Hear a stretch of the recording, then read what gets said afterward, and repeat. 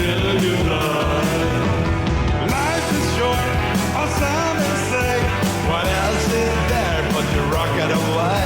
The lights of the hour, I do in the shower. Never a flop, there's no reason to stop.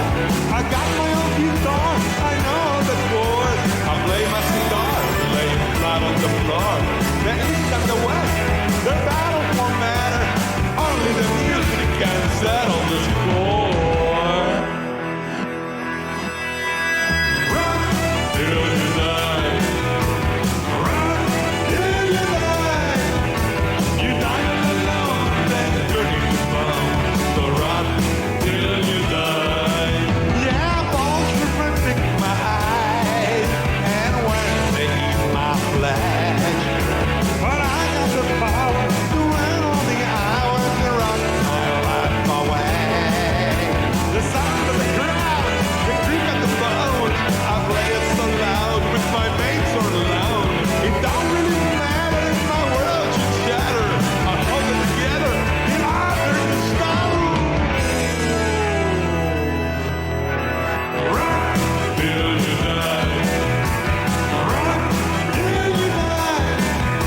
You die alone, then turning to bone. So rock till you die. Rock till you die. Rock till you die. You die alone, then turning to bone. So rock till you die. Rock till you die. Rock till you die. You die alone, then turn back to bone. So rock till you die. Rock till you die. Rock till you die. You die alone, then turning to bone. So rock till you die. Rock till you die. Rock till you die. Rock till you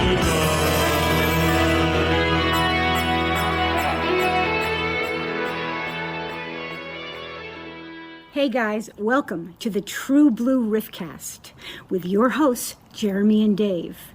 My name is Christine DeBelle, but many of you know me as Susan from A Talking Cat. And as you know, I have to go and get my cheese puffs out of the oven. So have a great time with Jeremy and Dave. See you soon. Thanks, Christine. This is the True Blue Riffcast, the number one RiffTrax podcast in the world. And we're back, Dave. We're back, yeah. We're You're back. Jeremy and I'm Dave, and we're back. Yeah, it's been a little while. We've had longer breaks, but still. Yeah, we had some work stuff going on both between the two of us, but that's all fixed now, I think. Do we want to tell the story? I mean, you can if you want to. Okay, well, I'll give the Reader's Digest version of what happened to me. I don't know what happened to you, but we're talking about me, Dave, the number one RiffTrax fan. What happened to me was that I actually accepted a position with the United States Post Office. I know, right? It's very exciting. If you know anything about me, I used to be in the United States Army. And I kind of created in my mind what I thought the post office was going to be like. I thought it was going to be like the Army, but without all the Army BS. Turns out it's not like that at all. It's a long application process. It's like a 2-month long application process because they got to do a background check on you that they didn't really do because nobody that I listed as a reference got called. But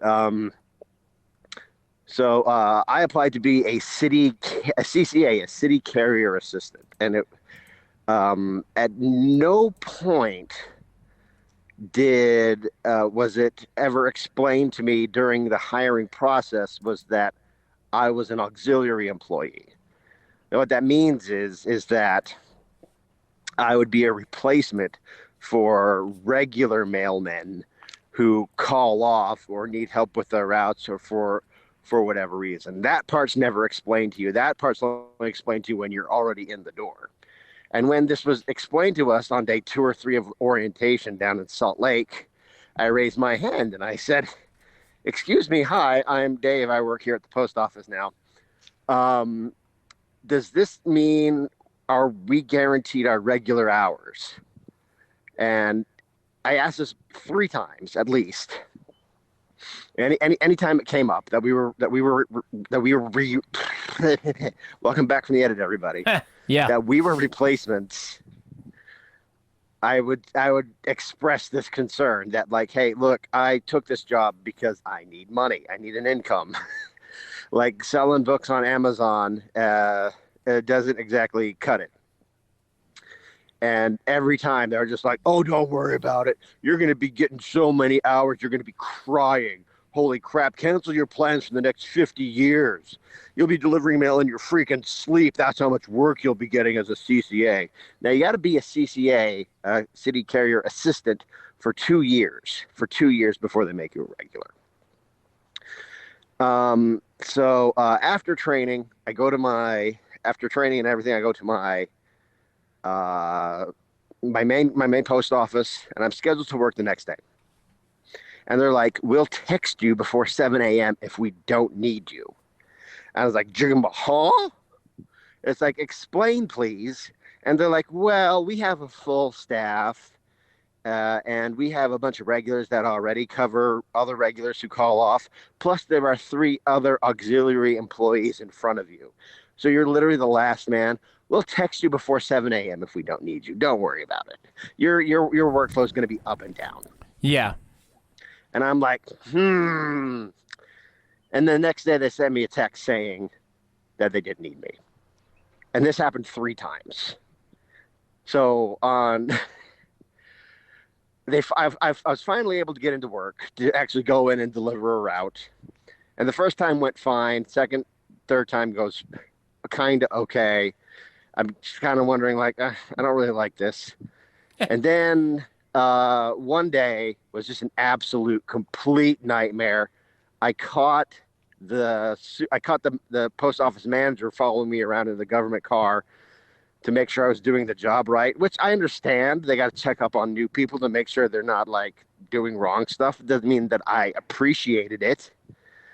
And then when I got back to the post office that day, I find that there's a whole bunch of mail that one of the carriers didn't want to do. And that's part of what the CCA, the city carrier assistants, have to do, is do stuff that the regulars don't want to do.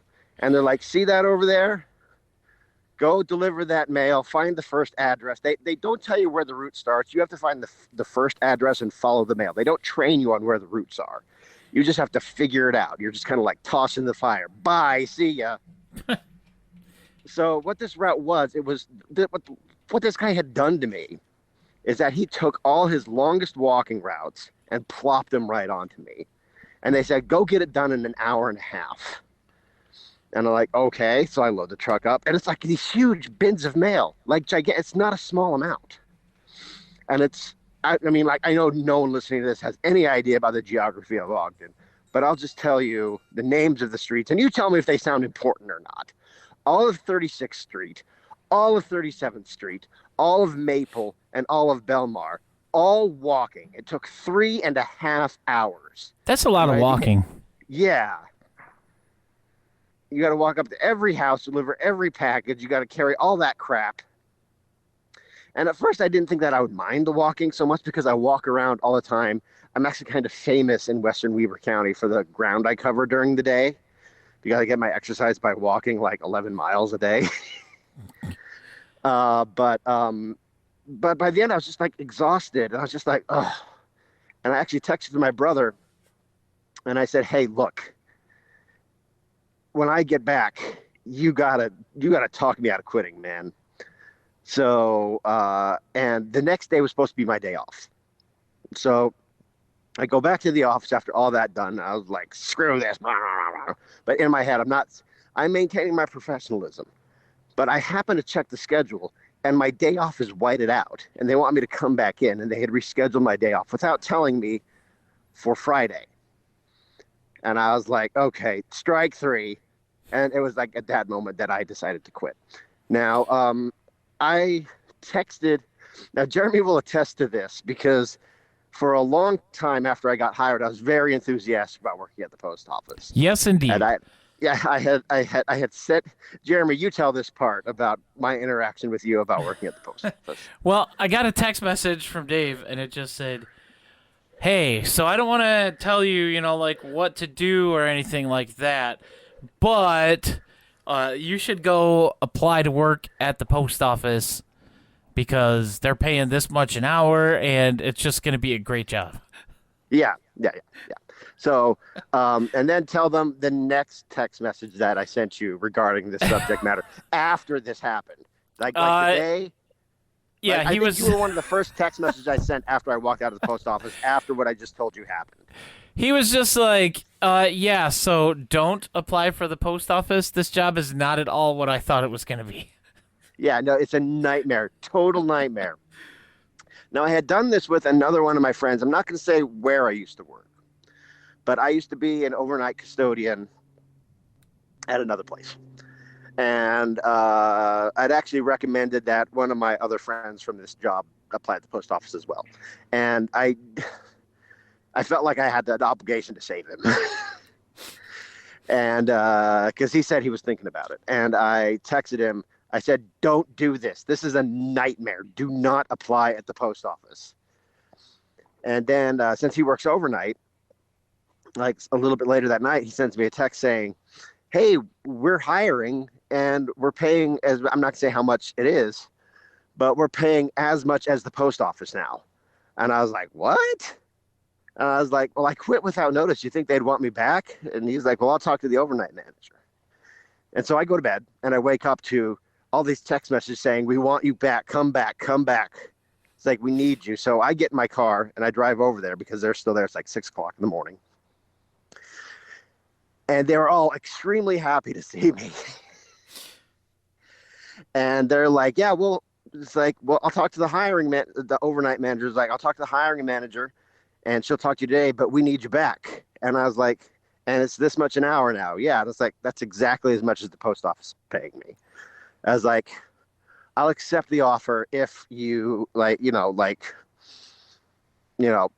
accept it if you offer it, if the hiring manager offers it. While I'm hey, what's on up, my Atomic route Hero that Squad? day, so I go to the post office and start delivering that route, just thinking the whole time it's like, and so I get a text message from the overnight manager. He said, hey, hiring manager wants you. Can you come in to see her today? I'm like, I'm on a route. Dang it. So, no. So I was like, well, I can't come in right now, but I can call her. So I at the one apartment building on this route, I stop and I call, and she offers me the job, and I accepted it. So I finished the route. I finished the day. I go home. I type up a resignation text, and I fill out the official post office resignation form, and I sent that about 8:30 at night. Sent that off, and that was my career with the United States Post Office. And I'm back to my old job with a raise. So it was what, like 3 or 4 weeks, maybe? It was about 4 weeks. Like 4 weeks. 4 weeks of training and actual working. I would say, I would say that I was delivering for about 2 weeks. Yeah, considering, that's how long we were gone for. That's pretty much, the whole thing. Yeah. So why we weren't here for a while. Because I had a misadventure with the post office. We were going to try to figure out a new schedule once my schedule had evened out. But one of the things about working with the post office is that your schedule doesn't even out for 2 years at least. So it might have killed the podcast, or I might not have been able to have been on it. And the podcast without Dave just that wouldn't be right. Without both of the number one fans, it would not be right. And plus, we were thinking about going back to Sundays, but the whole reason we stopped doing Sunday nights was because my work schedule, I have to get up at before the buck crack of dawn to get ready and go to work for Sundays and Mondays, and so that just wouldn't have worked that way either, unfortunately. But now we don't have to worry about it because everything's back to the way that it was. Yeah, everything's back. Like it's such a weird. Like I never thought that I'd go back there. I'm just trying to protect the identity of my workplace. I know no one listening is really going to go like harass them, but I've had people in my past that have. Yeah, So, I got to witness some of that fun. yeah, And we don't want to have to worry about that ever again. yeah. But I never thought that this whole post office saga would end by me being back there doing the exact same thing. Yeah. Being accepted back with open arms with a $3 raise. Yeah, please come back. We'll pay you more. And I'm like, oh my gosh. Sure. So I feel like I never thought that I would be more excited to go back to being an overnight custodian. Yeah. But here we are. Hero Squad says, got to earn that seniority. And I think he's talking about the post office. And Josh says, welcome back. And that's so awesome. So there we go. Now, the only other thing we have to worry about today is the fact that we have to talk about Old from M. Night Shyamalan. Yeah. I am so excited to talk about Old. Me too. Look, I'm going to plant my flag. I'm going to plant my flag and say this is the best thing RiffTrax has done in 2022. And it's also, I mean, I know we're not there yet, but it's also, in my opinion, the first real contender for Riff of the Year. Yeah, and we're in April, so... Yeah. Speaking of, it is April 25th, and it is the perfect date. Just to remind everybody of that. It's the perfect date. The perfect date, yes. Anybody who's watched Miss Congeniality will know what I'm talking about. I've seen Miss Congeniality too, but Josh got it. He said he got it. Okay. First, before we get to Old, we need to talk about someone else who's old, and that's James Wen, and just see what the hell James Wen is up to. He was running that the crowdfunding thing for completing Birdemic 3, and I would like to point out. Let's take a look at how that. This is not the first crowdfunding effort he has done for Birdemic 3. No. If you'll recall, in 2016, he ran an unsuccessful Indiegogo, which raised, I think, less than $700. The first one did. Yeah, and as you can see on the screen, this one raised a grand total of $640 out of a $50,000 goal with 15 total backers. So that didn't work. 50,000. He wanted 50 grand. No, for, yeah, but how much did he make? He got $640. Ha! What a jerk. So he decided to then try and raise funds. Graphics. Yeah, he tried to raise funds by making NFTs. And as you can see on the screen for those watching us live, there's a whole bunch of NFTs, which are literally just the same picture of the bird flying with different Photoshop effects overlaid on top of it. So like there's brush, and that one looks like the plastic one. This one looks like a video glitch. Like these aren't great, and they're only. Well, come on. I mean, this one I do kind of like. Not to pay over $2,000, but what? Yeah, because it's 0.31 Ethereum, and right now at this current moment, that is $2,901 for 0.31 Ethereum. Guys, cryptocurrency is a sham. Yes, it is. Do it. And NFTs are even worse. I actually posited the question on Twitter a while ago. I don't remember if I even got any actual responses from it or not. I'm right-clicking and saving this NFT, guys. This one's mine now, and without paying for it. But I posited the question as if there was anything from your favorite creator or brand or something like that that would make you walk away. And mine was NFTs. If you start doing NFTs, I'm done. Because NFTs they're a scam. That's all they are. They're a scam. And they're actually bad for the environment because of all the electricity and energy generated by this stuff, for Bitcoins and cryptocurrencies and stuff like that. And it's just bad. And so don't do it, guys. No, I don't want Riffcast NFTs. That's not going to happen, Josh. Dave, if you make NFTs, we're done. Hey, look, man. The NFTs, like anytime anybody tries to explain NFTs, it's like what I call the QAnon effect. It's like whenever someone tries to explain, not to get political or anything, but whenever somebody tries to like explain QAnon to me, all I hear is like birds in the ocean, and just like don't retain any of it. It's also like when people try to explain to me why 3C Eagle. Yeah, it's like all I hear. It's just like I hear them, but I don't retain any of it. It's a lot like how people tell me what they didn't like about Batman versus Superman. I hear them, but I don't retain any of it. It's the you're same selling thing with JPEGs NFTs for thousands of dollars, basically. Yeah, is what it comes down to. but people explain like the logic behind it or own or it something. in the cloud. It doesn't make. And somebody I think my brother was trying to explain to me about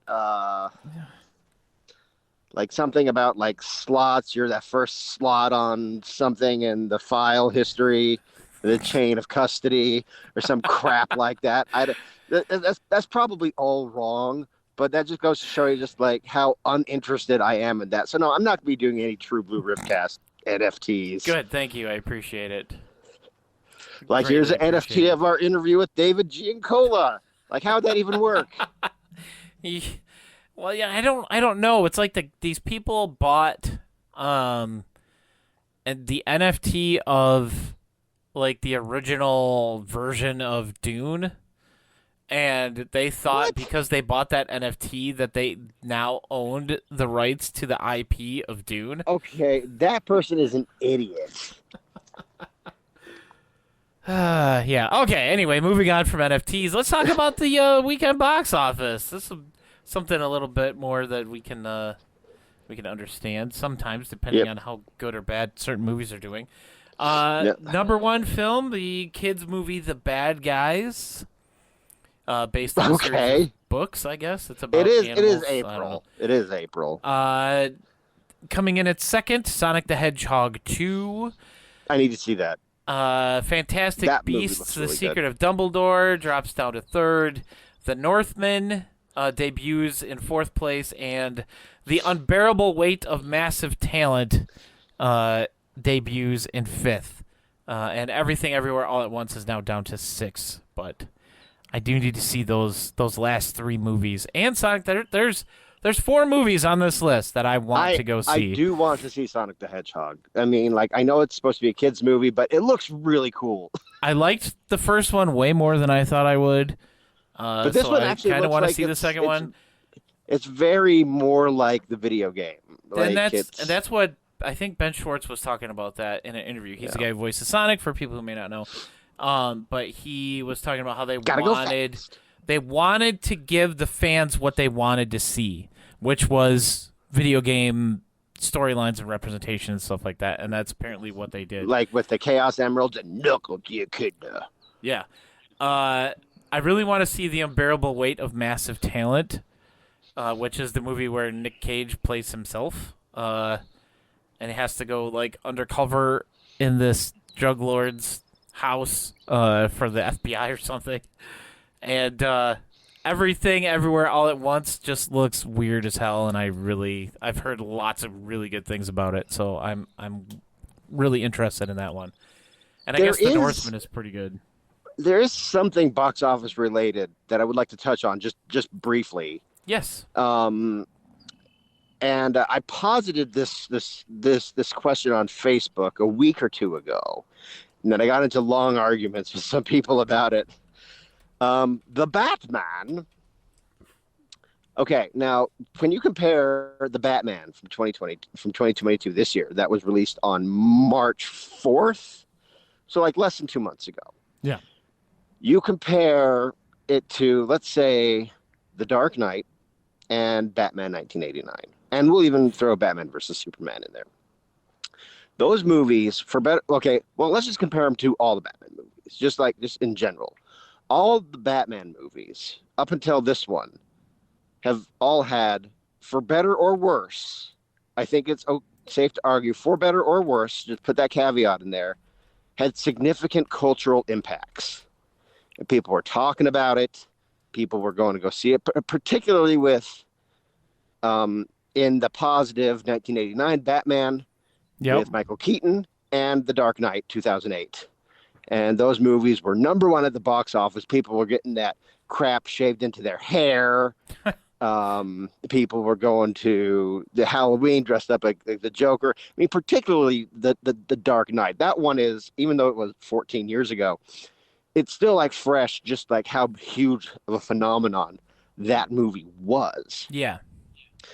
And the Batman, here we are 2 months later, less than, and it's already on HBO Max.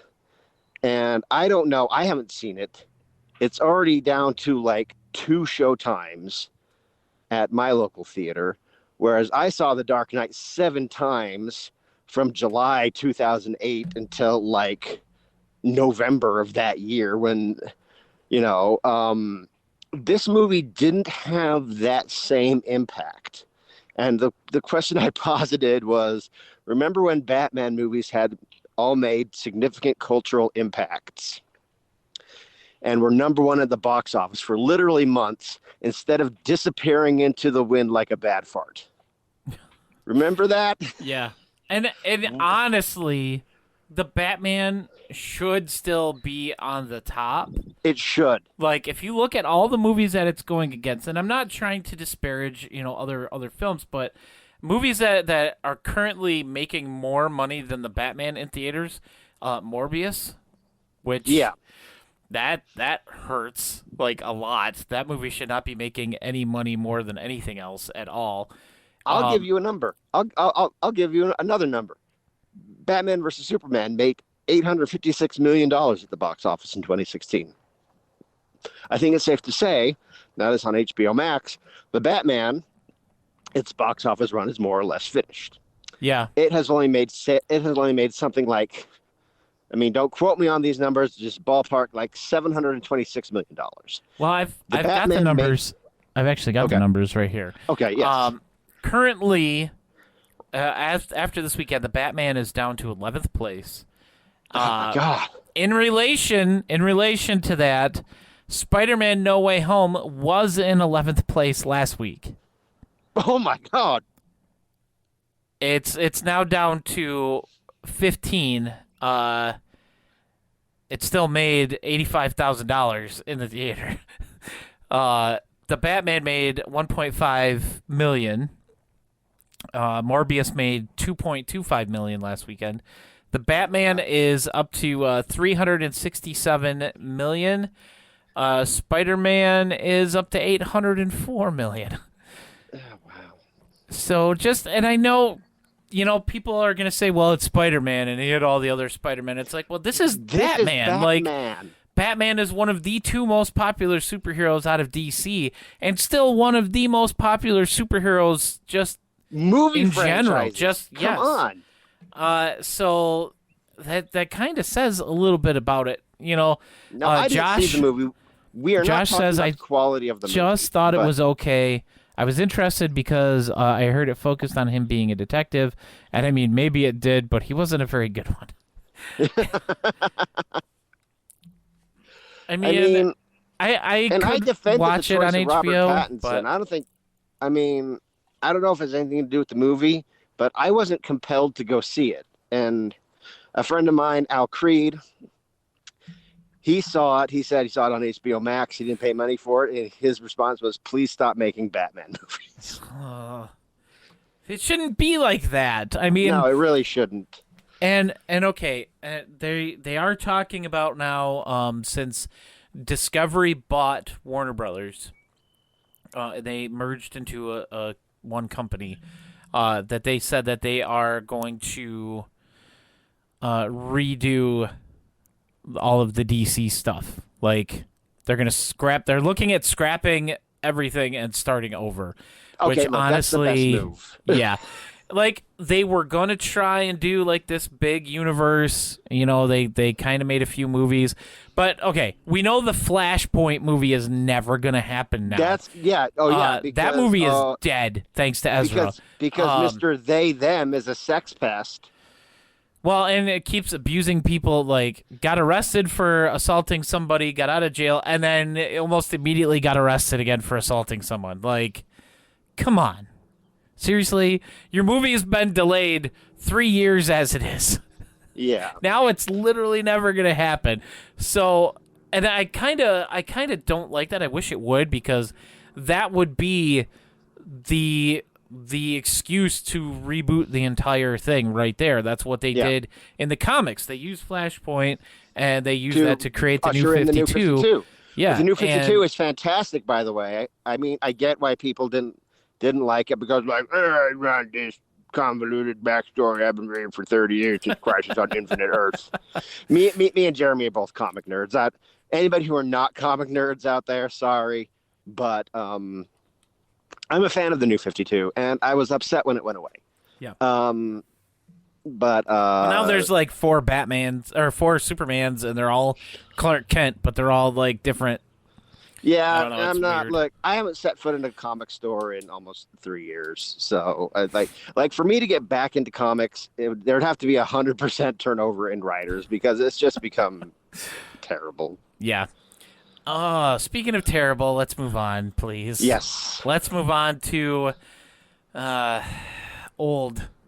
From The RiffTrax, the things that the podcast is about. Yeah, from M. Night Shyamalan himself. Now, this was listed as a stretch goal for the RiffTrax Kickstarter. Really? This was. I'm bringing it up right now. I should have. I'm a terrible producer. I should have had this ready. But this was one of the rewards. It was one of the stretch goals that they added. Let's see. There's the backer-based stretch goals. This was the dollar amount stretch goals. And this was the first one posed and the first one unlocked. And it's already here. So my guess is they already had it done. They already had it in the bag, yeah. Yeah, they're like, let's dangle this steak like this in front thing of we them. already did. Yeah. But it came out, and I'm so glad it came out, because for one, I never would have watched Old. No, me neither. And after watching it, sort of glad I did. Yeah, me too. I'm only glad I did with the riffs, because this I would have turned it off partway through if. Yeah, well, I think I know exactly the part where you would have turned it off. I know exactly the point. and I warned you that it was going to happen. I watched this before Jeremy did, and I was like, "There's a thing coming up." Yeah, because I was talking to him, and I'm like, "Oh, what's this? What's going? Are they going to do this? What's happening?" And he's like, "Oh, just wait, because in a couple minutes there's something worse that happens." Yeah, there's something worse than gigantic non-cancerous tumor being yanked out of a woman. Spoilers for those who actually care about stuff like that in an M. Night Shyamalan movie that's worse than The Happening. Yeah, no, this is worse than The Happening. But I do want to say, before we get into like even though I just did a massive spoiler, but not the worst one. I do got to say, RiffTrax. I don't know if RiffTrax listens to this podcast, but I would say for the last several months, at least going back into 2021, late part of 2021, I've been saying that, hey, let's get back with the MP3s. Let's kind of. I've seen all these garbage can on fire VODs from the 80s and the 90s, where it's just like, I've seen all that. I don't want to see any more of it. Let's go back to the way things were, from the MP3 era. And this is such, I feel so heard. And I just wanted to say, RiffTrax, if you're listening, that like, if me saying all that was the reason you did this, then like, thank you, because I just like, this was such a treat. This was so delightful because it's a throwback to like the early days of RiffTrax, the RiffTrax that we grew up with back when we were like 27. Yeah. Of like M. Night Shyamalan We were movies. 27. Yeah.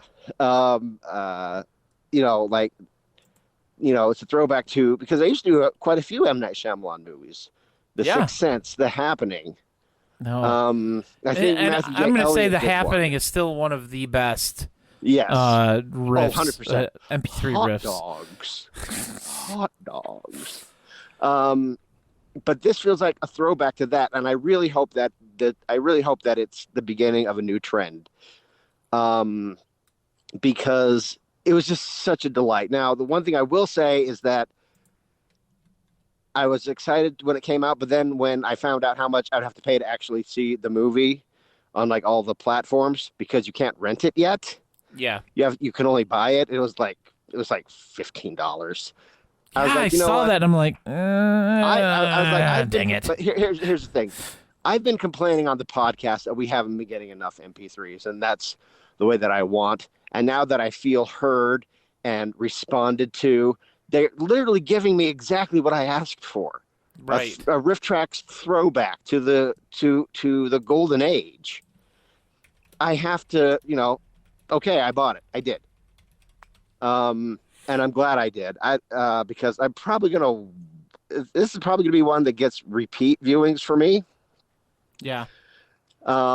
So I just wanted to say up front that RiffTrax, thank you. I saw what you did there, and I appreciate it. And as of right now, we are getting at least 2 more Just the Jokes riffs this year that we know of. There's 2 more coming that we know of. One is for Cats, Right. which has the potential to honestly be one of the greatest riffs of all time just because of the fact that it's cats. Yeah. The weird CG live action thing. And then we're getting one for Dune, the newer Dune, Yeah. not the David Lynch Dune, unfortunately. Which everyone wants. Because But not I really me, though. don't care to watch the new I one, could- but, I know, can stand with it. I I will could with do the without MP3. the old Dune. Yeah. You don't want to see The new Sting in one's his not metal bad. underwear? Come on. No. Yeah. No, thank you. Did you hear that David Lynch wants to do a director's cut of that now, but he doesn't think it'll happen? I'll send you the link after. That would be cool. Yeah, definitely. I want to read Google that. it, everybody. Google it, Josh Flowers and Atomic, anybody who's in the chat. Tom I can't see Cruise who's would. in the chat. Yeah, because you're out walking again. That's right. You could hear a helicopter right there. Yes. Yes.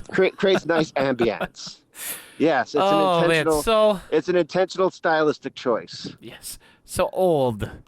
Let's Old, talk about yes. intentional stylistic choices here. Oh God. So, Apparently, this we're- is based on a novel. yeah, it's Like based on a graphic some novel Sick F did this. that doesn't have the same ending, and he changed a lot of things for it because I was looking into it. Not that I care enough to get into it on here because we're not talking about the graphic novel. We're talking about this shitty ass movie. So up first, of course, we're going to be talking about the plot. How would you, first of all, before we get into it, Dave? Out of five, would you rate the plot? When I rate the Of plot, old. there's not a plot. It's 0. There is a plot. There's at least a little bit of a plot. No. Okay. But explain to me the plot progression, sir, because it's just a bunch of random crap. Yeah, exactly. There's something. Okay, this has more of a plot at least than Things. Okay. All right. I will put that forward. I'm gonna say It has I'm gonna more of say- a plot than Copper Mountain. I'm gonna say 2 1. are- I'm gonna give this a 1. And it's funny that you brought up Copper Mountain there because this kind of goes into the riffs here later. But they do make a joke that M. Night was making this as a timeshare video and that he was going to try and sell everybody a timeshare at the end of it. So that was my first thought was, oh my God, it's a new Copper Mountain. Do you know what my thought was? I mean, as like, okay, it starts off, they're at this resort place, right? Yeah. And then M. Night Shyamalan takes everybody to the beach. My thought was, and I don't remember, I watched this a couple days ago. I don't remember if they mentioned it in the riff. They might have, and that might be what triggered it. But I thought, this is a lot like the van drive in Santa's Summer Home. Yes, I was thinking the same thing. I was thinking this. They made a joke about how it was in the top 200 scenes of all time for courtesy van driving, and my first thought was Santa's Summer Home. Santa's Summer Home. 2018. So the plot is about this family who goes on vacation to this resort that the mom found online, and right away we're treated to the wonder of like 20 different vague accents, and you couldn't quite tell where they were supposed to be from. Like one person kind of sounded French, and another person it was all over the place. Yeah, literally all over the place. We've got this main family, mom and dad and their 2 kids, Maddox. And the mom's having an affair, and she has an uncomfortable conversation about it with the daughter. We'll get into that. Yeah. That happens way later in the movie. But yeah, so we kind of hear the parents arguing a little bit. These parents about these 2 parents, just like super quick, and it's really just like a dig. It's really not a question, more of a dig. Couldn't they have found attractive people for these roles? I mean, you would think so. You would think, they would want to have people that people would like to look at on the screen. I mean, not that they're ugly, but they're just, yeah. Yeah. Their whole first day at the resort is just kind of like a normal thing. They arrive. There's cocktails that they made for them, based on their stuff that they filled out when they, before they went to this resort. Keep that in mind for the twist ending. There's like a kid's like snack bar that's just all full of candy, and the 2 kids go over there, and that's where we meet the nephew. I think he said his uncle ran the resort. Yeah. Of the guy who runs the resort, and he's talking to the 2 kids, and he's like, I don't have any friends. And he's like, oh, we can be friends. And he's like, I don't ever get to leave. And he's like, well, my mom will let us FaceTime, and we'll talk, and we'll be friends. And go to college together. We'll go to college together, and then we'll end up neighbors with mortgages. And funny. I'm like, I don't get, like, okay. I think something needs to be said about the dialogue in this movie. Well, we'll get there. And we'll get there. That's one of our categories. I know it's been a while since we've done this, but okay, continue. We then see a few other people at breakfast the next morning. There's this lady who has a calcium deficiency. And does this food really have extra calcium in it? Or is that just like to make it sound horrible. Better? And, oh, honey, my little 6-year-old girl next to me, don't slouch. She'll be hunched when you get older. Yeah, and we're going to get into that. Her husband is the guy he was the bad guy in A Knight's Tale. And I didn't even recognize him until halfway through the movie. Just keep in mind that man who you're speaking of. Yes. Just keep in mind, during the discussion of everything that he does, this man played Alexander Hamilton in John Adams. I just want everyone to remember that. He's like a cardiologist or something. He's the chief medical officer. No, I think he's a surgeon. He's a doctor. He's a doctor. He's Dr. He calls Jack himself Shepherd from Lost. the chief medical officer. Josh says, I feel like this movie was ghost written by James Wen. And it's funny that you mention that because I had some of the same thoughts. about this movie. I had a thought that was like that, but it was with another bad movie maker. But we'll get to it. Oh, I'll just we'll say get to that because I know exactly what I remember. The message you sent me. Okay. All right. But they get told about this private beach on the island, and they go and get dropped off by Mr. Shyamalan himself in the old director cameo, even though he had more than just a cameo part. But he drops him off at this beach where we cut to before they get there and see a rapper and this girl that he's hanging out with. And she takes her clothes off and goes for a swim. And that's all we see of them for a little while. Jeremy, I need you to tell me the name of the rapper. I need you to do it. I need you to do it without laughing. Without laughing? Oh, man. Okay, so when they all show up at the beach, the girl, the daughter of the main couple, Maddox, she looks over and she sees this guy sitting by the rocks. And she very excitedly says, and I'm going to try and do it without laughing, "That's mid-size sedan." The rapper's name is mid-size sedan. I wish that I was just making that up. But unfortunately, his name was mid-size sedan. I think the actor at least would have been like, "Hey, yo, Like, come on." what kind of rap name is this? What is this? What you're gonna stick me with? Mid-size sedan, and I think Kevin calls him like a Chevy Lumina, which is like a minivan. Yeah. But yeah, mid-size sedan. And as things start happening on this beach, things start going wonky for everybody because they're aging.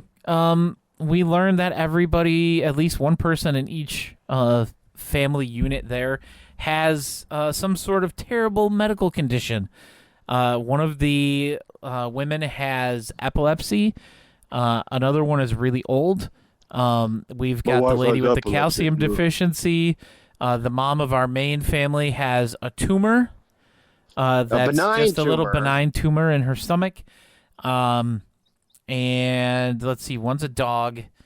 And then we have the kids, and we have the husband, the doctor, who doesn't have a physical medical condition, but he's a psycho. He's a psychopath. He gets real stabby. Yeah, he gets real stabby. He slices mid-sized sedan's cheek open, which He was then going to steal my stuff, says almost Alexander instantly heals because of the rapid aging and the cells growing rapidly. It's magic. It's magic. They figure that they're all aging about 1 year for every half hour or something like that. And okay. But okay, here's the thing about the aging. All right. I'm just trying to gloss over a few things, Dave. I know I can't. Okay. Some of it we have to absolutely talk about, but we do have to talk about the aging. We do have to talk about the aging and the fact that the aging they don't look like they've aged at all. No, and except for the kids. Except for the but kids, that's they just get because different the actors, kids. Yeah, they just show up and they're different. They're different actors, so they're obviously older. But just remember, one of them, the two of the kids are really young. They're both, two kids are 6 years old. The youngest, the boy, Trent, and the other little girl with the horrible lady with the bone condition. She's like 5. Yeah, and as they're getting older, somebody dies, and so they run off. Oh no, this is after the one guy stabs mid-sized sedan to death. After Alexander. Let's call that character times. Alexander Hamilton. Yes, Hamilton stabs the dude like 20 times in the chest. Your cell regeneration ain't gonna help too much at that point. And so he dies, and Trent and this little girl get sent off to go play away from everybody. which is bad. At this point, the one girl's grandma's dead, the dog's dead, and the dog's death is announced almost with the same veracity as when they ask where Becky went in Birdemic. She's taking a shit. They're just like, the dog The just dog died. is dead. Like, okay. And they're like, what? The dog was just fine.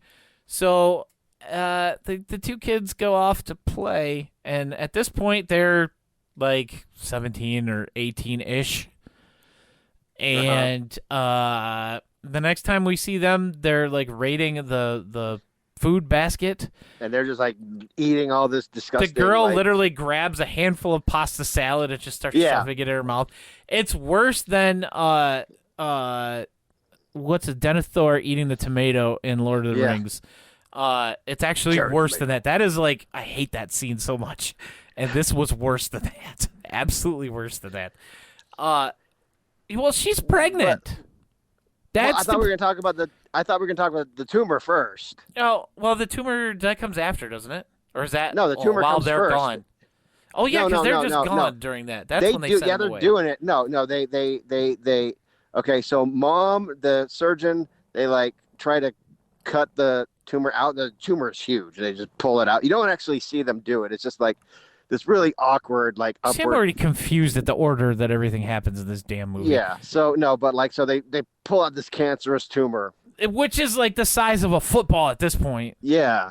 And they had they cut her open, and they're like, and it seals almost instantly. So they have to all put their fingers in there and like hold the wound open. Okay, you don't see it though. It's like it's like someone took an iPhone and just like it's like someone left an iPhone on the beach and left it recording and watched. This is going to come into play in cinematography because I've got some things to say about that. Yeah. It was a bad shot. There's a lot of bad shots in this movie. But the girl gets pregnant. Yeah, because they thought they were playing and yeah. But their brains were changing too, and they started having different kinds of thoughts when they were off playing together. And then they come back holding hands and be like, "Oh, look, I have a pregnant belly now." Well, she's just like, "Good, I just got fat."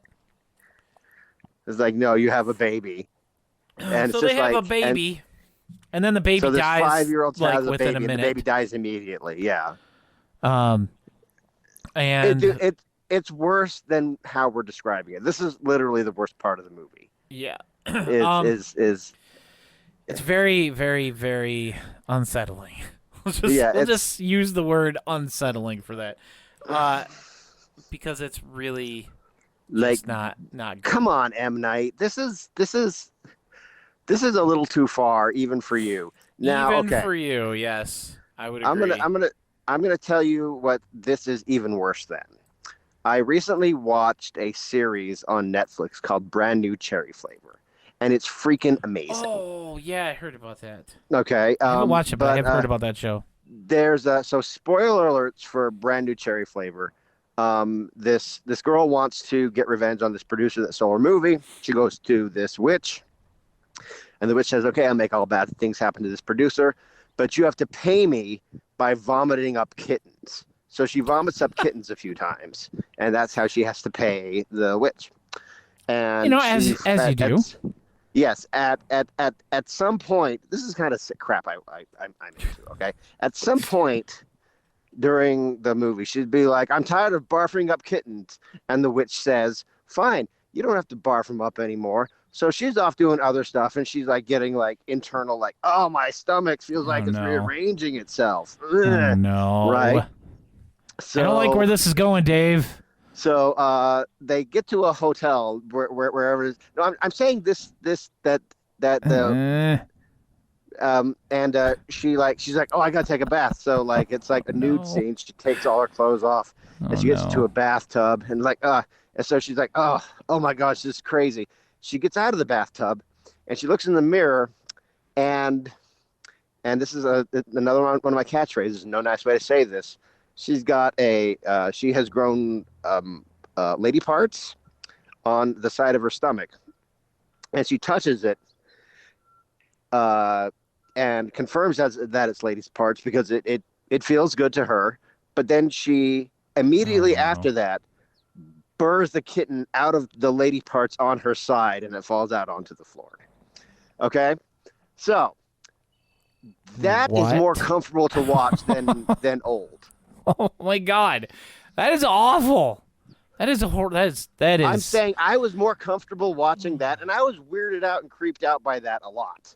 I would okay? hope so. Like By that a lot. But what I'm saying is that I would rather watch that again than watch a 5-year-old give birth. Well, at in this an M. Night point, Shyamalan she movie. wasn't 5 anymore. But I'm not saying it's better. You saw I'm just it, man. I did, and I was as horrified as you were.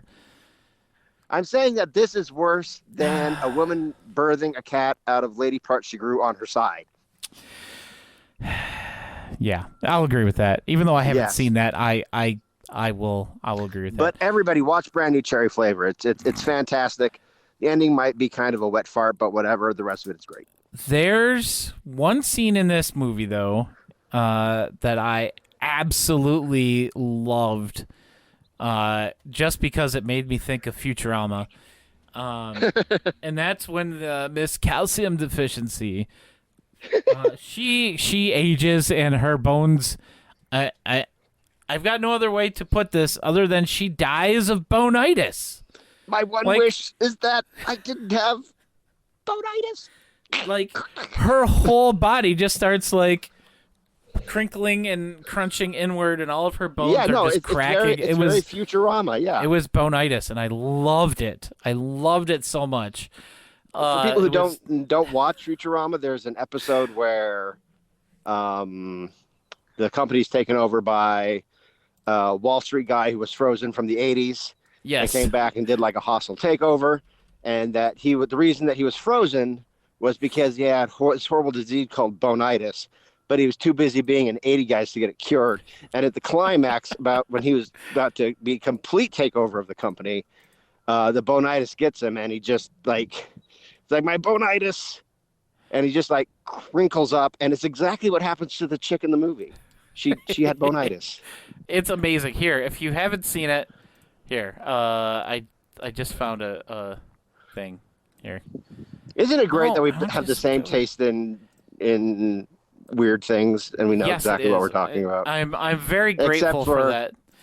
Except for you haven't seen the scene where a woman burrs the cat out of the cooter on her side. Yeah, But still. and I'm okay with that. I'm pretty okay with that. No, I want you to merge up here.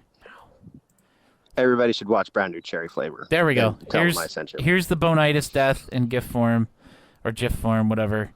But this is how the lady dies in old. It's literally this. for those of you watching the stream, there you go. There's the bonitis. At the end, it's just the 2 kids left. Everybody else died. And we don't need to get into details on the rest of it. We can. Yeah, we'll talk about the so-called twist here. While they were on the beach, they found some really old stuff that kind of pointed to other people being there and going through the same thing. He got a coded message from the guy's nephew, the little kid. They kind of traded a coded message earlier in their stay at the resort, and it just said, "My uncle hates the coral." They can't leave this island. I'm not going to go into it. We'll leave some surprises.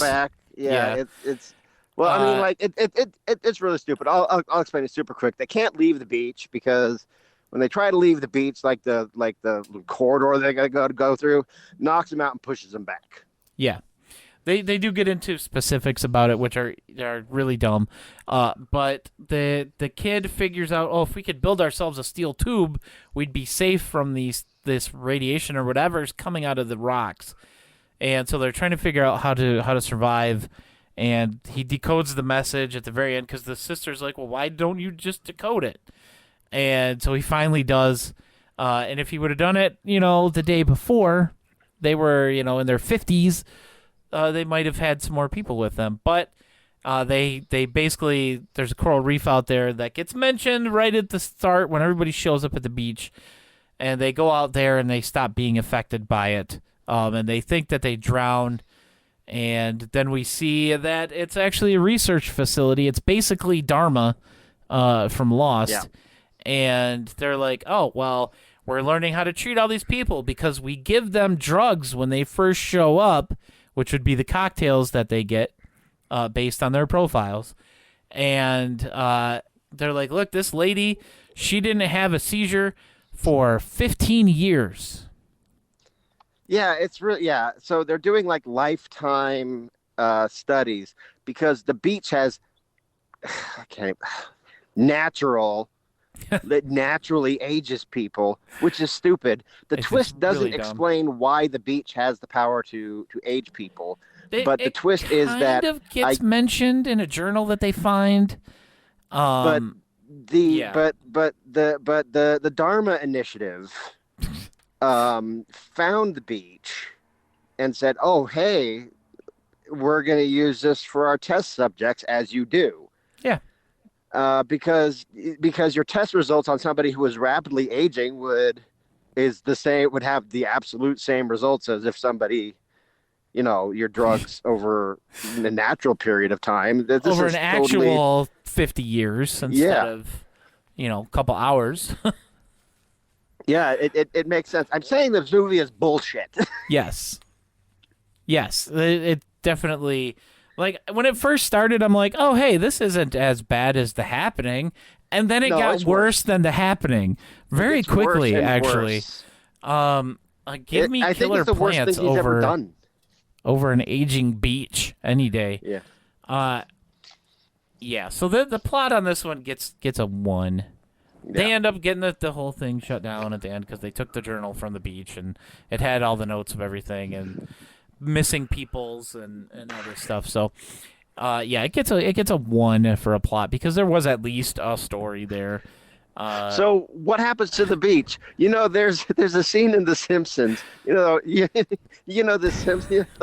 Yes. Where the episode where Bart falls down a well, Yes. and they're like, well, it's like, okay, son, we're gonna make sure no one ever falls down this well again. And Yeah. it cuts to Willie just posting a sign saying "Caution well." Yeah. Like, how did they deal with that beach? Well, They just there is already a gate in front of it with a sign that says "Nature Preserve, Keep Out." And it's a locked gate, so it's pretty much the same thing. There's just a sign Yeah. posted saying "Don't go here." Yeah. How about the or do it. yeah? How about the next point in our breakdown here? The acting. Okay, look, there were some good actors in this, but they were all terrible. It was like career worst performances on a lot of them. Like, some of it was decent. like Ken Leung from Lost. It was Boy, he was that- awful in this movie. Time has not been kind to him. He looks haggard AF. Well, it was the effects of the beach, Dave. Yeah, but no, I think that's just him being old now. Yeah, it wasn't amazing, but it wasn't the worst acting I've ever seen. Well, I think maybe they were doing their best with what they had. I'm sure that's what it was. I mean, one of the versions of the kids is the girl who was in Jojo Rabbit, and she had a pretty good performance for what she was given to work with. Was she the older girl? She was Maddox. She was Okay. I do want to say something about that, like in the content of the movie, super quick. Yeah. Is that okay? So when she started aging and she started maturing, and her mom was like, "Oh, go get my extra swimsuit."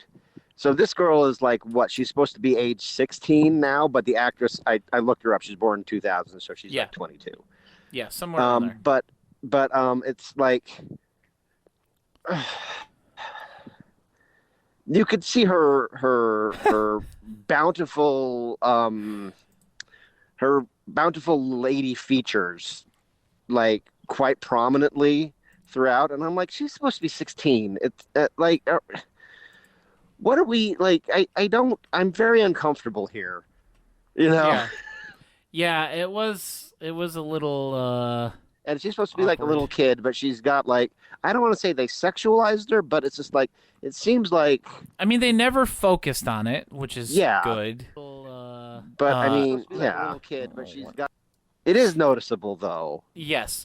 Josh says I feel like the actors were actually drugged. And Yeah. You're not wrong there, Josh. So I mean, the acting, I don't know. I'm inclined to give it a 1. I don't know what you're gonna give it. Yeah, I was thinking right around there because, like I said, it's not the worst, but it's not like good. it's not the actor's fault. I mean, they're working with what they had, but still, it's still pretty bad. Yeah, and speaking of that, the next is dialogue. Okay, good, because this is something we need to talk about. This movie feels like it was written by Neil Breen. Yes. Some of what they were... Oh, my God. It was so awful. Like, and this is why Like the acting only gets a 1. Because of 1 the or dialogue. 0. I mean, I know 1 is the lowest we can go, but I mean, like 1. But if I we give could it do a lower than 0.5. We could do a 0.5.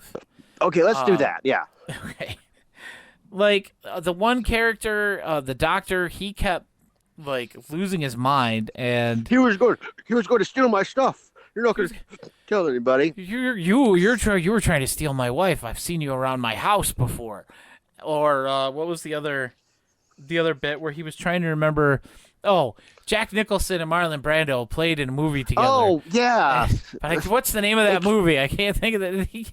Like, why do they keep bringing this up? Does this have anything to do with anything? He kept going back to it, like time and time again. He kept bringing it up. I'm like, they were in a movie up. together. What was the name of the movie? Are you a movie person? Do you know? And it's just, and you know what? No, I'm the putting dialogue is trash garbage. I'm putting this under dialogue. The fact that they named the character mid-size sedan. Yeah. Simply because of all the times they had to say mid-size sedan in reference to a character. And I don't know if that's got to be like from the actual like book that this was pulled from, maybe. I don't know. I don't know if you want to put anything on the book, but I don't really. Because this is, I know he changed a lot of stuff. This is all M. Night's. This is all M. Night. This is like Birdemic 2, and that producer telling me everything that was all James Wen. This is all M. Night. He's the director. He's the He is the captain of the ship. You want to see what awards this movie was nominated for? It was nominated for awards? What? Yeah, it was nominated for a few awards. The Florida Film Critics Circle had it awarded for Best Cinematography. Well, was whoever nominated. nominated that should have their position on the board revoked immediately. Hollywood Music and Media Awards for Best Original Score for a horror film. People's Choice Awards for Drama Movie of the Year. What? Well, people are stupid, so that makes I mean, sense. it didn't win, so at least there's that. And then the this one is the only one that's good.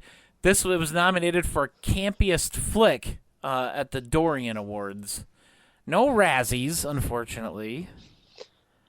Well, I mean, the Razzies, the Razzies have their own publicity thing going on right now with Bruce Willis. Oh yeah, there is that. But yeah, this movie's not great, guys. It's not anywhere near to close. Okay, I mean, it's cool. It's good for us with RiffTrax. Yeah. But... Oh yeah. So this was nominated for Best Cinematography by the Florida Critics Circle or whatever, and that just goes to add to the point that everybody in Florida is insane because the cinematography in this movie, this is what made me think horrendous. Of James Wen, because the shots were so badly framed and like they didn't, and I get some of the stuff was, they didn't show cutting into her and all reaching in and pulling everything out. That's like budget stuff. And that doesn't excuse it, but I at least understand it. It looked like someone just like left their iPhone there recording, and just these guys just happened to walk into frame and were catching parts of their conversation. The uncomfortable scene with the two kids off playing, they don't actually show them doing anything, thank God. But the cinematography, you see like their backs, their shoulders. and then you kind of see like part of the other character's face as that character is talking, and then it switches to the other behind the shoulder of the other one and shows part of the other talking character's face, and it goes back and forth like that, and it's just awful. There's a scene where the girl who's had the baby and is now a little older is trying to climb up the cliff face, and some of that looks fine, and then she gets up and she passes out and she falls, and that looks horrendous. Like, Yes. it's not framed right again. Like, it's not anywhere even near like the center of the frame, which if you're having something like that, you want the focal point right in the middle. And it's just Like kind that of like little tiny almost second of where Yan Bao jumps off the cliff. Yeah, it's almost all the way over to the side, and it's just it's garbage. And then some of it is, they're not actually on a beach. It looks like they're on top of the using the same effect for the on top of the apartment building in the room. That's how bad some of the green screening is. It's just the cinematography is not good, and I'm giving that a 1. It does not deserve more than that. I don't know what those people in Florida were thinking, other than the fact that they're people in Florida. But yeah, the editing, also bad. It's also bad. I'll give it a 2. I'll go with that. It was bad, but it was at least somewhat. It was better than everything else. Doesn't make it good. Right. It doesn't make it good. There's a lot of low bars this year in movies that we've gotten from RiffTrax. The effects, something else I need to talk about, because they had a whole CG pregnant belly thing going on, and It looked like Cavill. It was full Cavill's mustache. it was horrible. Yes, it was full on mustache CG.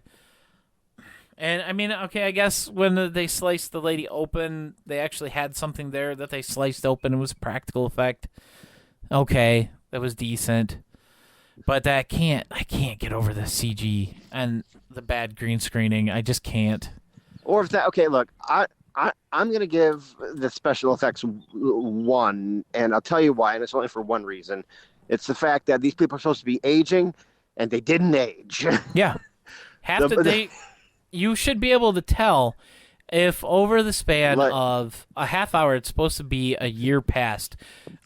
They go through most of a day. A whole day, the kids that got turned into teenagers. You should be like 60 years old by the end of the day. Yeah, they're not. Like, They're not, some no. of it looks okay. Like, it's not a Like, gradual thing like it should be. Yeah, the oldest anybody ever looks in this is 50. Yeah, it should not just be, well, here's the next scene, and it takes place, an indeterminate A couple time hours later. But everybody looks exactly the same still. Nobody's looking older or anything like that until they jump to a very obvious much later in the day or the evening or the next morning.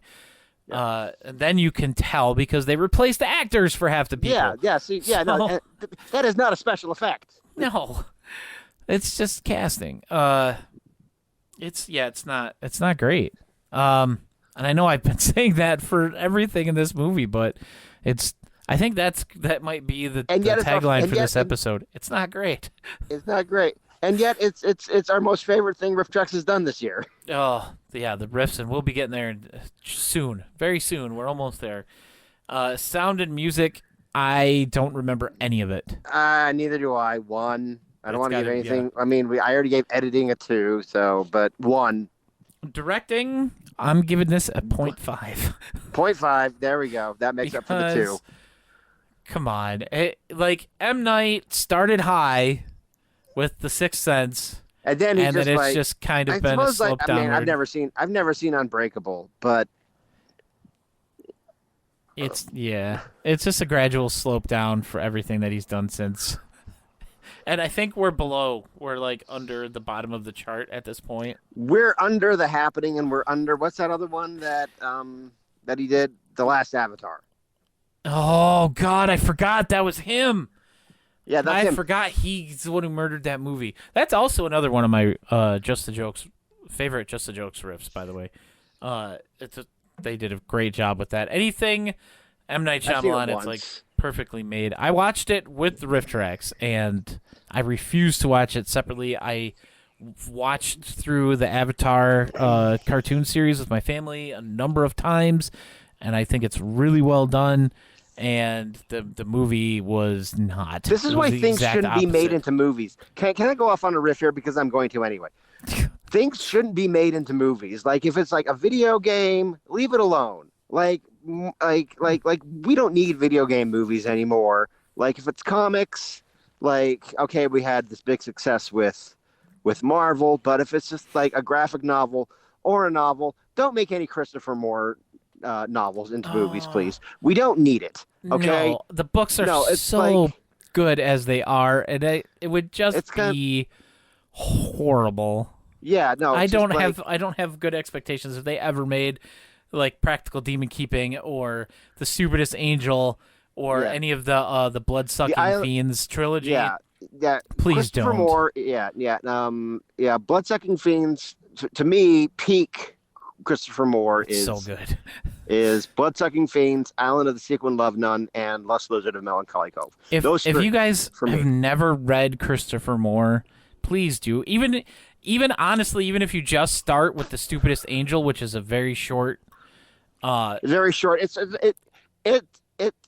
crossover. that was my novel. introduction. It's a crossover novel. I don't much care for. I'll tell you what very quickly what my biggest problem with The Stupidest Angel is that it took the resolution from Island of the Sequin Love Nun and it kind of took it away from Tuck.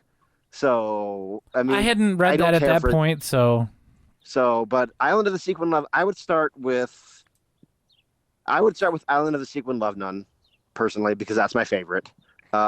Which one would you? But you said you would start with Stupidest Angel. yeah, I just because it's short and it's a good introduction to his writing style and the way that he uses his themes and everything. Right, but if you're and into that- like series, I would say Bloodsucking Fiends trilogy. Yes, I agree with that. I love how he did vampires in that. I think it was extremely well done, and it was a new take on it. I mean, not entirely, but this what happens to them during the day was I love it. It's so good. Yeah. So character and personality. Does this movie have any character, Dave? It has a personality, but I think it has a personality. If lack of personality and uncomfortableness qualify as personality, and I think in this case it does. I was gonna say the least popular person at a party. Yeah. They're there, so I would say I'm gonna have to give it 3. Oh, 3, okay. Yeah. Now we get to talk about the best part of this, the riffs. Yeah. This is a no, 5. yeah. This is a 5, hands Yeah, down. 5. There's no discussion over the point value. This is a 5. I have to bring up. I didn't really make notes, but I kind of sent some stuff to Dave. Yeah. As I was watching, because some of the stuff, especially anything involving mid-sized sedan, because they did a few raps. Bill and Kevin did, and so I'm going to try and recreate and try and I'm make it mid-sized through sedan, and without- I'm here to say Yes, where did I it go? love Fruity Pebbles in a major way. That's not one of the actual riffs, but I know. what's he? God, man, we talked a lot about this while we were watching it, because there's a lot here. Oh yeah, another one of my favorite jokes from when they were on the regular resort beach at the beginning. There were some people playing beach volleyball, and they just like, we'll know if this is real volleyball if they go to Sioux Plantation afterward. I was like, Spiker reference. Yes, we got a Spiker reference. We got a robot knife fight. Which Avatar was from reference. Avatar. They kind of joked. They sang the song a little bit. Oh yeah, I'm mid-sized sedan, and I'm here to say I think we should all kneel down to pray. That had to have been Kevin. Yes. No, that one was Bill. Kevin was the was one it? about I a watched this, like, 3 mid-sized days sedan, and ago, I'm here to sorry. say what I'm going to do now is run away or something like that. Should have run away. He got stabbed to death. He got it the worst out of Yeah, everybody, I think honestly. so. Not even the girl who got like bonitis. He got murdered. Yeah. Oh, here's one of the things, a reference to the sound for this. When they were cutting into the lady to pull the tumor out, they made the joke that it sounds like she's full of gravel. Because it did kind of, yeah. They were talking about how much they've aged recently, and they said, "Oh, it's like 7 years." And Kevin says, "Well, that tracks. I feel like we've been here watching this movie for 7 years." This is like a Zoom meeting that is actually killing you. Yeah. Yeah. It was really so good. I laughed This harder is real good. and louder at this RiffTrax than anything this year. Yeah. I mean, like, okay, look, I enjoyed Max Havoc. I did. But like the rest of the releases have just been kind of like, average sort of like B movie schlock, Yeah. This I feel like I said it before. I feel heard. I feel like, hey, we heard you, Dave. And I really appreciate it. This feels like a throwback to the old days, and I really do appreciate it, and I enjoyed it. It was such a delight. Yeah. So, there was definitely some dark riffs in here too that they killed me. When the one person was gonna swim out to try and swim around the beach, one of the guys yelled out, "Hey, you sure you don't want to use Grandma as a boogie board?" I think it was actually Mike. It was Mike that did that one. And toward the beginning, when they first get in the room at the resort and they're running around, the dad, who is an actuary, so his whole thing is to be a risk assessor. Yeah. He's like, most accidents happen in the home, and a lot of them involve the coffee table. And they made a joke, and they're like, yeah, just ask William Holden. Oh, And guys, I almost fell off the couch. One, because I couldn't believe that they made just the fact that they referenced William Holden, who, for those of you who don't know, his death was caused by famously slipping on a rug and smashing his head on the coffee or the bedside table and bleeding to death. Like, they. Yeah. I can't believe they went there, and I love it. I'm here for it. Oh, you know what? One of the very first riffs, I just remembered, it's like, the story of the last 50 years of Betty White's life. Oh, yes. Old, yes. And then they did our favorite thing with this. They left in all of the laughing between the guys. Yeah, I love that.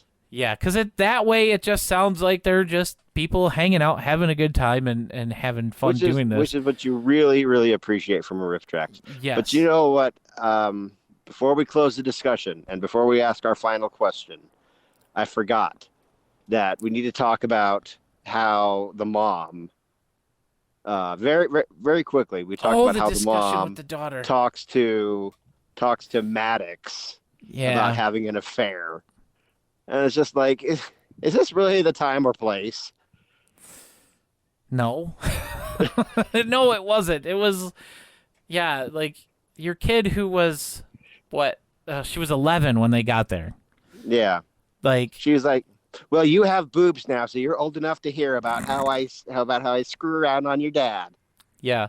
I met him, and because it was after she got diagnosed with the tumor, and she was, what was her job? She uncovered dead bodies. Like long dead bodies.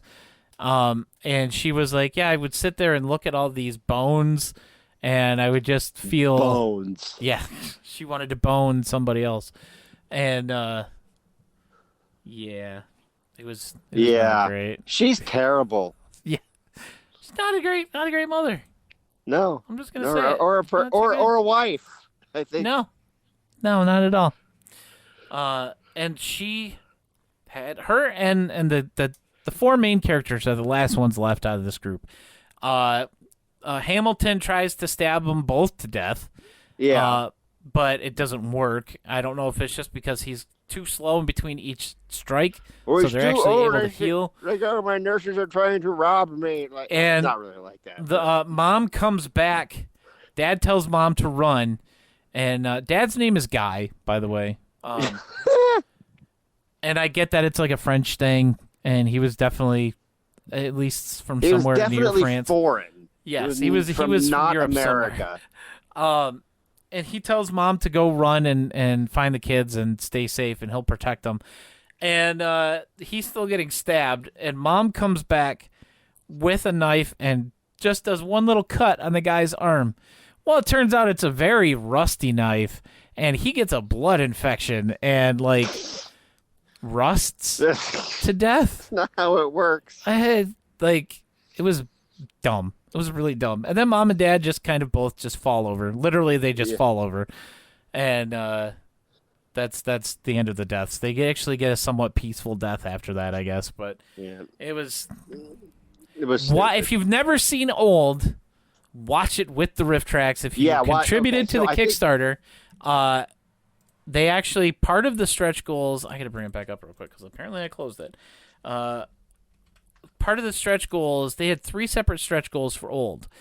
And I believe all of them were hit, which, let me double check that before I start telling things. Yes, so the first stretch goal was for them to make Old, Just the Jokes Riff. And it was originally for $75, people who pledged $75 or more.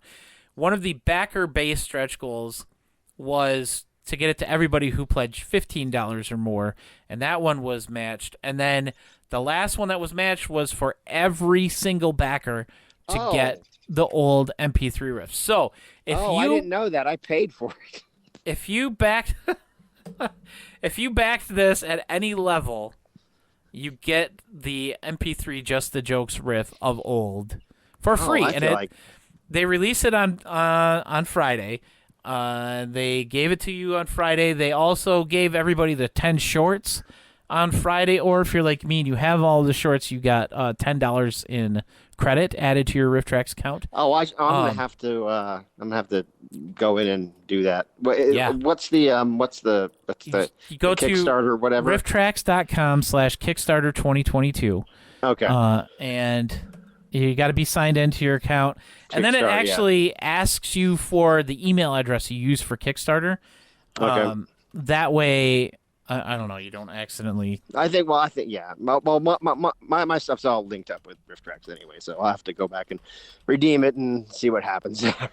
So there's the link right there. I just dropped it in chat for everybody. RiffTrax.com/Kickstarter 2022. You'll unlock your achievement and all that fun stuff. And yeah, definitely check this one out. You're gonna have to rent Old, or you could files it. But we don't recommend doing that because that's illegal. You wouldn't download a car, so don't download a movie. Even though now I paid for it just because whatever. You can download cars now. Yeah. Thanks to 3D printing, so you could download a car. But you wouldn't be stealing anyway. It doesn't matter. The official stance of the True Blue Riffcast is don't piracy. Don't do it. Don't piracy. That's my official stance as the podcast itself. As a podcast, that's the official yes, stance. I know you as a person have a very different. I ain't paying $15 to watch Old. Come on now. I did. That's on you, man. I mean, well, okay. I think for the first time ever in the history of the True Blue Riffcast, Dave says something more moral than Jeremy. Yeah, that's probably the one and only time. Yeah, I'll ever hear that. So clip that. Somebody clip that, and the only time Dave is more moral than Jeremy. I'm just kidding. Don't act. The raise has gone to a. Josh said the raise has gone to your head. Yeah. Oh, man. On that note, I think that's going to end. Oh, wait. We have to end with the question. I almost forgot. Yeah. We have to end with the question. Dave, would you watch Old without the RiffTrax? No, and I'll tell you why. Once the girl showed up pregnant, I would have turned it off. Oh yeah, absolutely. I would have turned it That's off. what I thought. Yeah, I mean, I would have watched Puppies wake it up. if I had survived to that point. If I hadn't already noped out before, which I probably would have. I probably would At have that also. point, no. What about I'm you? kind of surprised this isn't up on like HBO Max or something. No way would I watch this. No. My dog is waking up. She's in her kennel and she's starting to cry. So we're gonna work on wrapping this up real quick. Okay, cool. Next week. Oh God, now the other dog's joining in. Next week, the 5th, Thursday. Is that next week? That's next week. Sees the hell day is release. Today is the 25th, April 25th. It's a perfect Oh date. wow. It is the release of RiffTrax, the game, next Thursday. I have to close at work that day, so I don't get out of work until 10 o'clock p.m. my time.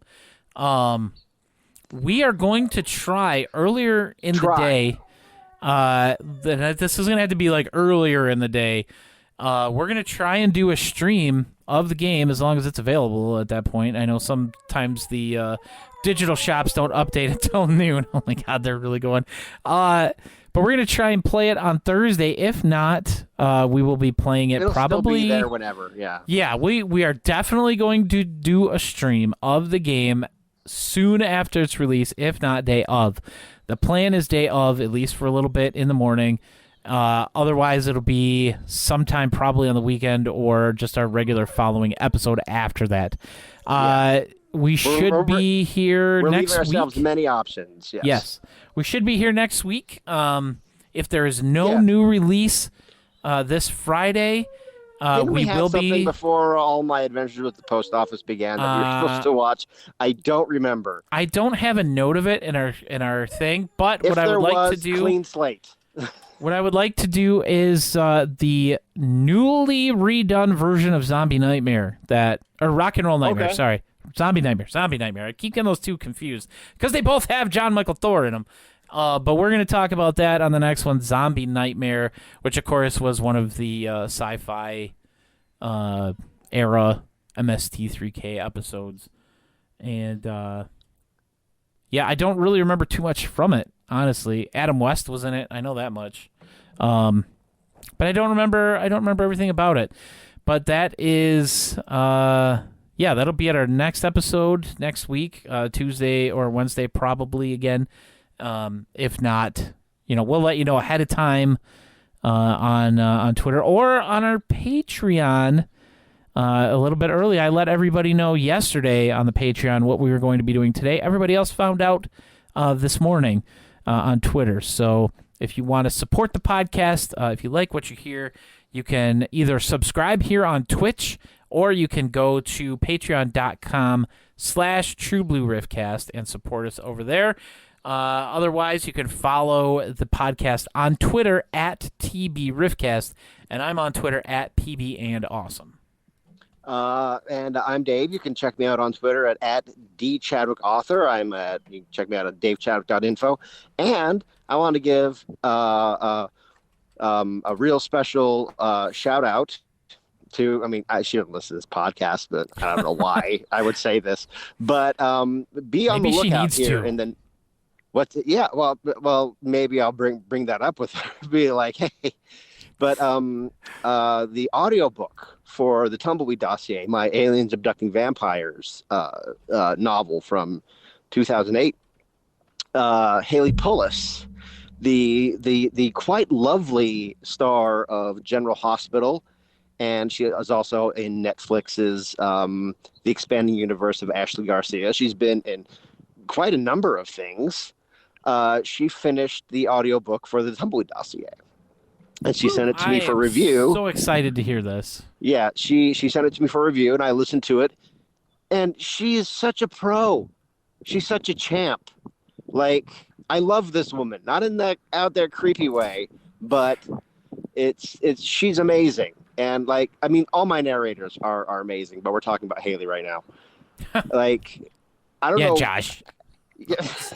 No, Before he says anything. Colette is amazing as well, but I was stunned at how good it was, and it's her first audiobook, and I'm gonna go ahead and approve it. She's got to do like some other things on her side that I can't do, but here in the next couple of weeks, because then I have to approve it, which I will immediately. Once she's got to do what she's got to do on her end, I'll approve it. Then it's got to go to Audible. Audible will listen to it within 10 days, and then it will go on sale. So I'm hoping, probably not by the end of April, but definitely in May. Hopefully the first part of May. It depends on how fast Haley gets her part done, which I think is probably just a button push on her end. Then that sends it to me, and then I send it to Audible. And then Audible takes 10 days, and then it's up. So, yeah. So be on the lookout for that. I'm very, very excited about it. Me too. I really want to hear this. So, but yeah, but no, all my audiobooks have been making great progress. Tumbleweed's basically finished. Rick's been making a lot of progress on Monkey, and Colette's been making great progress on Son of Santa. And they're all great, amazing people, and I'm just so lucky to have all of them. And we will see you guys next time right here on the True Blue Riffcast. Rock till you die. Till